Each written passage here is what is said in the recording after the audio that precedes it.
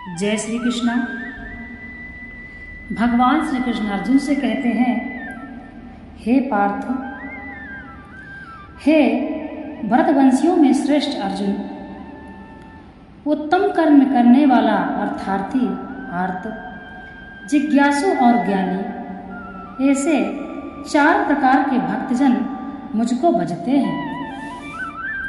जन्म जन्मांतर से शुभ कर्म करते जिनका स्वभाव सुधर कर शुभ कर्मशील बन गया है और पूर्व संस्कारों से, बल से अथवा महासत्संग के प्रभाव से जो इस जन्म में भी भागवत अनुसार शुभ कर्म ही करते हैं, उन शुभ कर्म करने वालों को सुकृति कहते हैं। शुभ कर्मों से भगवान के प्रभाव और महत्व का ज्ञान होकर भगवान में विश्वास बढ़ता है और विश्वास होने पर भजन होता है। इससे यह सूचित होता है कि सुकृतिना विशेषण का संबंध 4 प्रकार के भक्तों से, अर्थात भगवान को विश्वास पूर्वक भजने वाला सभी भक्त सुकृति ही होते हैं, फिर चाहे वो किसी भी हेतु से भजें। अर्थात भक्त के क्या लक्षण होते हैं? अर्जुन पूछते हैं, हे माधव, भक्त के क्या लक्षण होते हैं?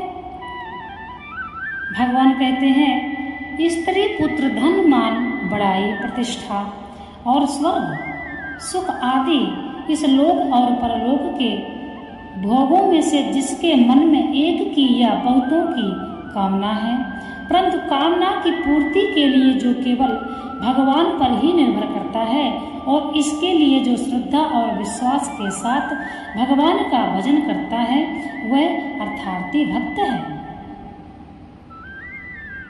सुग्रीव, विभीषण भक्त अर्थार्थी माने जाते हैं। इनमें प्रधानता से ध्रुव का नाम लिया जाता है। स्वयंभू मनु के पुत्र उत्तानपाद के सुनीति और सुरचि नामक 2 रानियां थीं। सुनीति से ध्रुव का और सुरचि से उत्तम का जन्म हुआ। राजा उत्तानपाद सुरविचार अधिक प्रेम करते थे। एक दिन बालक ध्रुव आकर पिता की गोद में बैठने लगे तथा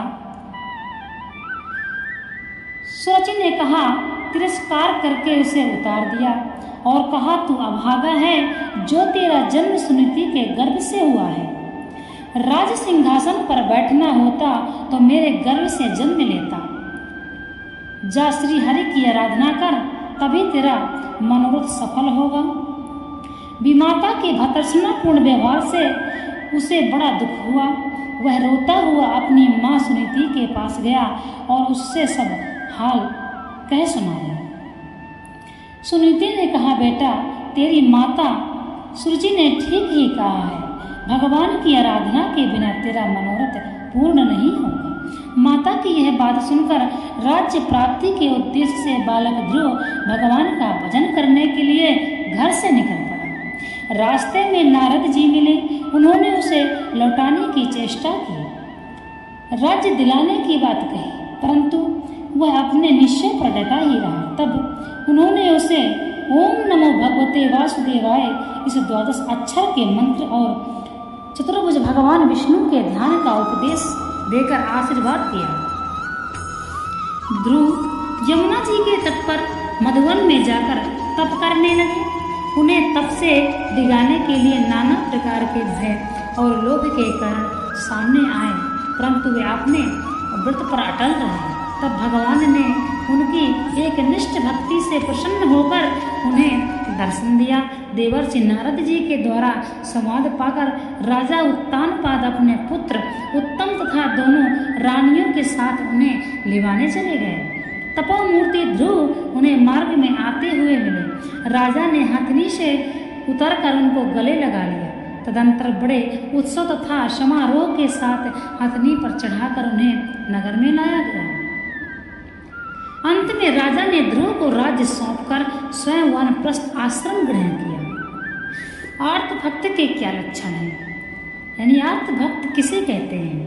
जो शारीरिक या मानसिक संताप, विपत्ति, शत्रु भय, रोग, अपमान, चोर, डाकू और अथवा हिंस्र जानवरों के आक्रमण आदि से घबराकर उनसे छूटने के लिए पूर्ण विश्वास के साथ हृदय की अडिग श्रद्धा से भगवान का भजन करता है, वह आर्त भक्त कहलाता है। आर्त भक्तों में गजराज, जरासंध के बंदी, राजागण आदि बहुत से माने जाते हैं, परंतु सती द्रौपदी का मुख्यतः लिया जाता है। द्रौपदी राजा द्रुपदी की पुत्र थी। वे यज्ञ वेदी से उत्पन्न हुई थी। इनके शरीर का रंग बड़ा ही सुंदर श्यामला तथा इससे इन्हें कृष्णा कहते थे। द्रौपदी अनंत गुणवती, बड़ी पवित्रता, आदर्श गृहिणी और भगवान की सच्ची भक्ता थी। द्रौपदी श्री कृष्ण को पूर्ण ब्रह्मा सच्चिदानंद घन परमेश्वर समझती थी और भगवान भी उसके सामने अपनी अंतरंग लीलाओं को भी छिपाकर नहीं रखते थे। जिस वृंदावन के पवित्र गोपी प्रेमिका दिव्य बातें गोप रमणियों के पति पुत्रोत को मालूम नहीं थी, उन लीलाओं का भी द्रौपदी को पता था। इसलिए चीर हरण के समय द्रौपदी ने भगवान को गोपी जनप्रिय कहकर पुकारा था। जब दुष्ट दुशासन दुर्योधन की आज्ञा से एक वस्त्र द्रौपदी को सभा में लाकर बलपूर्वक उनकी साड़ी खींचने लगा और किसी से भी रक्षा पाने का कोई भी लक्षण न देख द्रौपदी ने अपने श्रोता सहाय समझकर अपने परम सहायक परम बंधु परमात्मा श्री कृष्ण का स्मरण किया। उन्हें यह दृढ़ विश्वास था कि मेरे स्मरण करते ही भगवान अवश्य आवेंगे। मेरी कातर पुकार सुनने पर उनसे कभी नहीं रहा जाएगा। द्रौपदी ने भगवान का स्मरण करके कहा, हे गोविंद, हे द्वारिका वासिन, हे श्री कृष्ण, हे गोपी जनप्रिय, हे केशव, क्या तुम नहीं जान रहे हो कि कौरव मेरा तिरस्कार कर रहे हैं? हे नाथ, हे लक्ष्मीपति, हे ब्रजनाथ, हे दुख अनाशन, हे जनार्दन, कौरव समुद्र में डूबती हुई मुझको बचाओ। हे कृष्ण, हे कृष्ण, हे महायोगिन, हे विश्वात्मन, हे विश्वभावन, हे गोविंद, कौरवों के हाथों में पड़ी हुई मुझ शरणागत दुखनी की रक्षा करो। तब द्रौपदी की पुकार सुनते ही जगदीश्वर भगवान का हृदय द्रवीभूत हो गया।